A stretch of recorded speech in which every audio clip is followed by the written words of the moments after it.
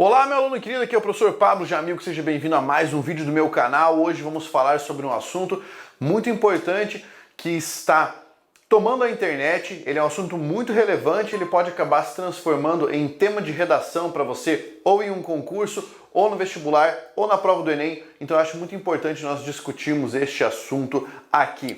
Eu vou falar para vocês sobre o que é que está acontecendo em Cuba, trazer um pouquinho do histórico e fazer alguns comentários. Carlão, roda a vinheta aí para que a gente possa falar sobre esse tipo de assunto, beleza? Vamos lá!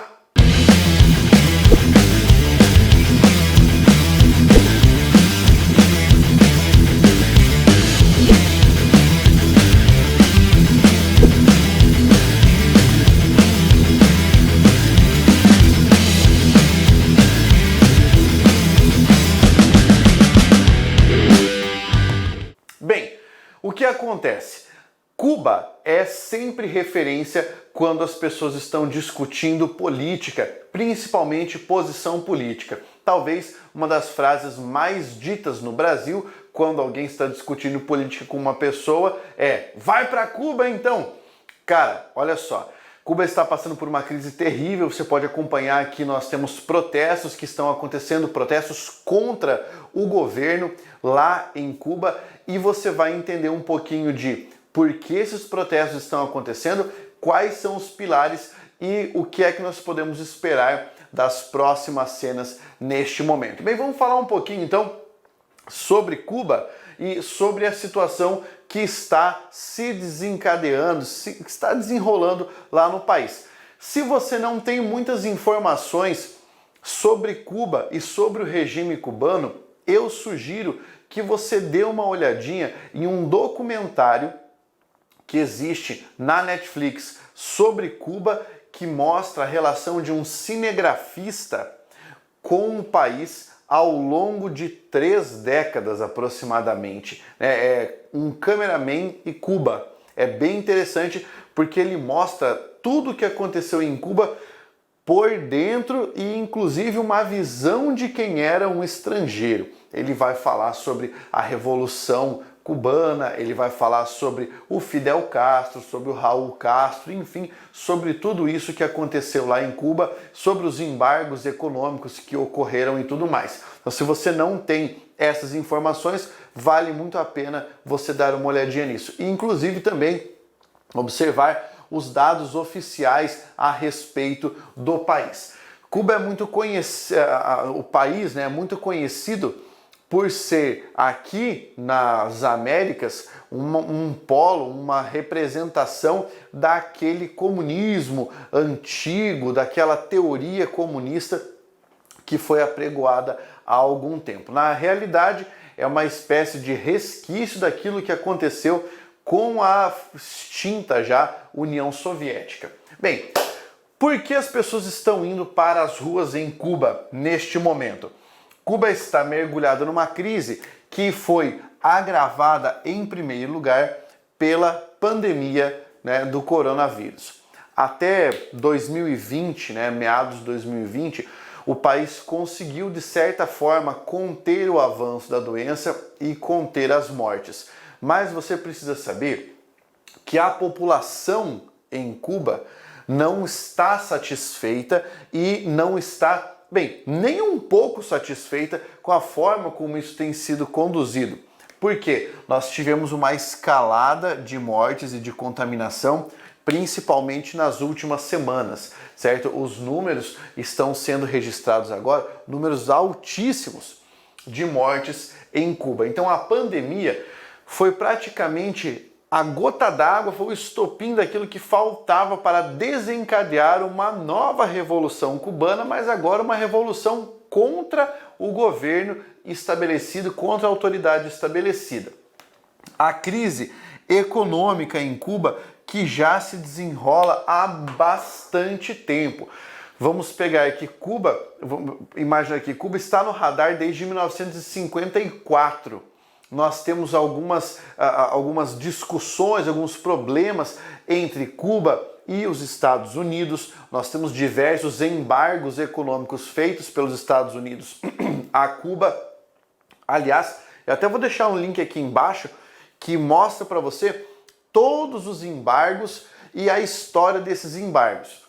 Cuba nem sempre esteve nessa crise danada em que está enfiada agora.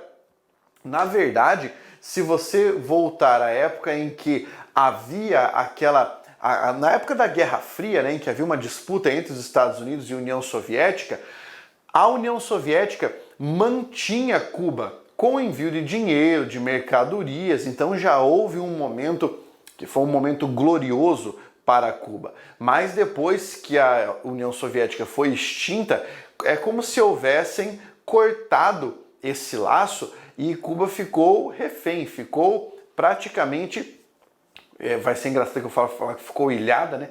Mas ficou sozinha na América nesse aspecto. E aí esses embargos continuaram. O fato de o governo cubano ser um governo que se opunha aos Estados Unidos e ser um governo extremamente fechado para relações comerciais, né, com o resto do mundo. Quando eu digo com o resto do mundo, não é com todos os países, mas com vários países, né? Existem alguns parceiros comerciais de Cuba que você pode identificar. Esse problema fez com que a crise econômica se agravasse. Isso foi muito terrível. É por isso que diversas pessoas, quando têm a oportunidade de sair do país, acabam pedindo asilo político, pedindo asilo em outros países. O que eu estou falando aqui é que existe uma crise econômica que se arrasta por muito tempo e que, depois que houve uma separação entre governantes vivendo uma vida confortável e governados vivendo uma vida muito parecida, houve praticamente um empobrecimento da população. Isso foi algo bastante complicado. Agora, é lógico que apenas uma pessoa que vive em Cuba, para falar mais propriamente sobre qual foi essa curva ou de miserificação, ou essa curva de distribuição desigual do produto do país. Afinal de contas, se você analisar de 93 a 96, houve um crescimento da economia que, se minha memória não falha, de aproximadamente 4% ao ano, certo? E aqui, o que eu quero que você entenda é, existe uma grande massa descontente em razão da crise econômica. O que não significa que não haja pessoas dentro de Cuba que ainda defendam aquela revolução, aquela ideia, né, do revolucionário, a ideia mais original do comunismo que havia sido instaurado no país.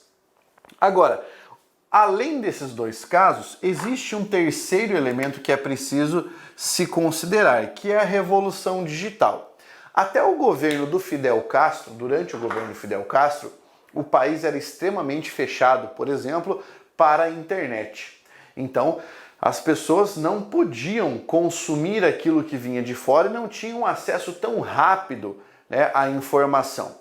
Quando houve a transição e o Raul Castro assumiu, ele abriu as portas para que as pessoas tivessem esse acesso. O que não acabou, né, o que não diminuiu, porque afinal eu sempre digo, aquilo que é visto não pode ser desvisto. Então, nesse processo, as pessoas começaram a ter mais contato com o que havia fora de Cuba e ter mais contato com esses movimentos sociais dentro de outros países. Na última revolução que nós tivemos em Cuba, algumas pessoas nem ficaram sabendo que essa revolução aconteceu. Algumas pessoas do próprio país, das regiões mais periféricas do país, poucas pessoas não souberam o que aconteceu na capital. Agora, as pessoas sabem e elas estão encorajadas, elas são encorajadas a ir para a rua criticar o governo, questionar o governo. Olha só o que aconteceu. Depois de iniciar esse processo de questionamento, esse processo de protestos contra o governo, há um vídeo do governante pedindo para que os apoiadores do governo caminhem para a rua para que confrontem os manifestantes. Então, isso é uma tentativa clara e deliberada de colocar o povo contra o povo. Porque se você coloca o povo contra o povo, você tem legitimamente, ou pelo menos virtualmente a obrigação de apaziguar o conflito com a força policial. Então, a estratégia de jogar as pessoas do povo umas contra as outras para que ele possa legitimar, colocar o exército na rua e sarovar a galera de pau para tentar debelar isso. Na minha opinião, vai ser cada vez mais difícil de fazer isso, principalmente em Cuba. Por quê? Porque hoje, na forma como o mundo, está configurado, governos autoritários, apesar de terem uma possibilidade de respirar aqui e acolá em diversas regiões, apesar de eles surgirem um pouquinho, é como se fosse uma onda que logo passa.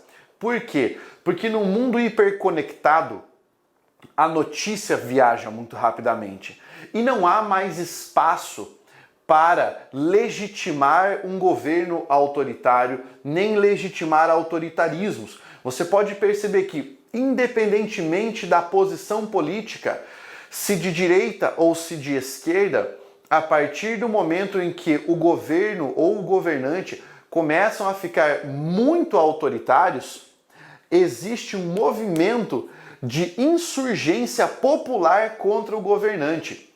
Isso aconteceu na Europa, isso aconteceu nos Estados Unidos, isso está acontecendo em Cuba, isso é uma tendência em diversos países. Na verdade, isso é uma tendência mundial. Por quê? Porque a história já começou a ser lembrada e as pessoas já começaram a perceber que um governante autoritário, um governo autoritário, um governo que oprime o seu povo, é um governo perigoso, é um governo que não pode trazer bons frutos, certo? Cuba já estava há muitos anos nesse mesmo modelo de transferência de poder de forma autoritária e de isolamento. Se você analisar hoje, até mesmo grandes potências econômicas que têm um modelo, não de governança, mas um modelo político mais à esquerda, já abandonaram a ideia de ostracismo, de fechamento. Um exemplo disso é a própria China, que pratica aquilo que se ensinou durante muito tempo, que se falava durante muito tempo de socialismo de mercado, em que vai para o franco comércio. Por quê? Porque o isolamento em uma sociedade como a sociedade em que nós vivemos tende a fazer com que você fique atrasado, tende a fazer com que o seu país seja visto como um país à margem, e isso é muito complicado. Eu acredito que um movimento como esse não tenha volta, não seja possível, nos moldes como temos hoje, de tanta informação, haver volta disso, principalmente por causa da revolução digital. Vários veículos de imprensa, que não eram veículos do governo, começaram a ganhar vida e popularidade a partir de então. Vim explicar isso aqui porque muito provavelmente pode aparecer ou como uma questão ou pode aparecer como um tema de redação. Eu vou deixar alguns links aqui embaixo para que você possa ler sobre o assunto. Julgo isso muito salutar. Este não é um espaço de proselitismo, então se você estiver assistindo a este vídeo já com a vontade de comentar alguma coisa sobre política ou xingar alguém aqui embaixo, este lugar não é para você, tá? Não faça isso. Se você começar a tumultuar nos comentários, eu vou bloquear o seu comentário, você não vai mais conseguir escrever, vai ficar que nem um bobão batendo o dedo no teclado, mas não vai aparecer o seu comentário, vai aparecer apenas para você. Então não faça isso. Você pode comentar, pode trazer informações, mas sem proselitismo aqui nos comentários, beleza? Um abraço e até o próximo vídeo. Força, guerreiro!